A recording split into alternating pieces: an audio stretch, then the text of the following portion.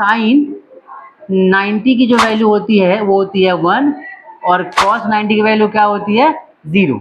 मतलब कि अगर हमें दो वेक्टर को प्रूव करना है कि दोनों 90 है तो उन दोनों के बीच का एंगल कितना लाना पड़ेगा 0 डिग्री।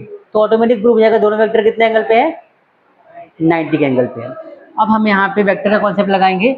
हमें पता है कि डॉट प्रोडक्ट क्या होता है कि a dot b is equal to magnitude of a magnitude of b और cos थीटा। cos थीटा हमें यहाँ पे फाइंड करना है। आंसर क्या आ जाएगा a डॉट b और अपॉन में magnitude of a magnitude of b। अब ध्यान से यहाँ पर देखो तो सबसे पहले हम क्या फाइंड करेंगे, हम यहाँ पे a डॉट b फाइंड करते हैं। a डॉट b की वैल्यू ध्यान से देखो तो i वाले को i से मल्टीप्लाई करेंगे तो क्या हो जाएगा 2 और j वाले को j से करेंगे तो क्या हो जाएगा माइनस का 2। k का यहाँ पर है नहीं तो 0 हो जाएगा, हटा दिया इसको। तो a डॉट b कितना हो गया हमारा 0 आ गया। ये तो सबको समझ में आ गया होगा।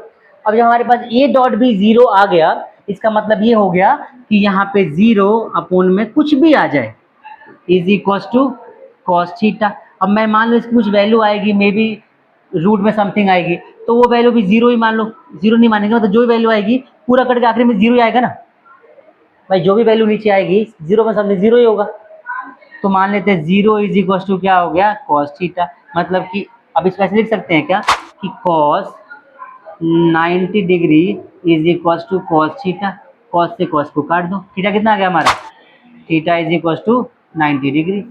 तो यहाँ पे जो वेक्टर हमारा a है ऐसे जा रहा है तो b ऐसे जा रहा होगा।